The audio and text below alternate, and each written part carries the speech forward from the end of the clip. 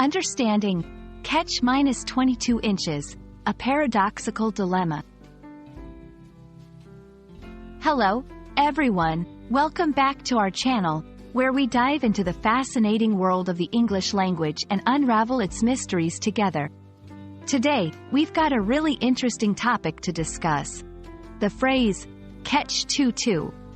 You might have heard it in conversations, read it in books, or seen it in movies, but what does it really mean? Let's find out together. Catch-22 originated from a novel written by Joseph Heller, titled Catch-22. Published in 1961, the book tells the story of a U.S. Air Force bombardier during World War II who is caught in a no-win situation because of contradictory and illogical rules.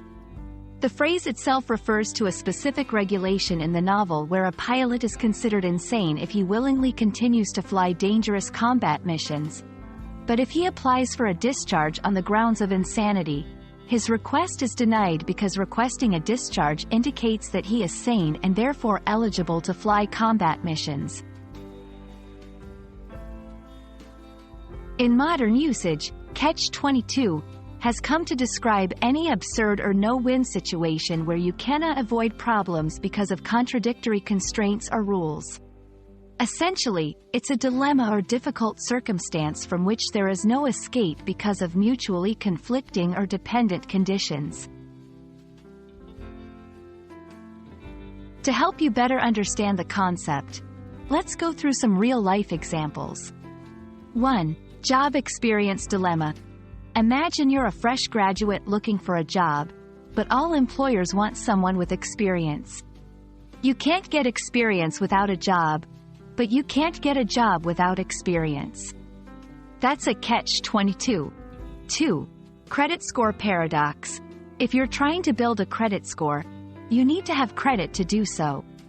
However, you can't get credit without already having a good credit score. Again, a catch-22. 3. Saving money on groceries. Imagine there's a sale on bulk items at the grocery store, but you need to spend a certain amount to get the discount. If you don't have enough money to spend that amount, you can't save money buying in bulk. This is another example of a catch-22 situation.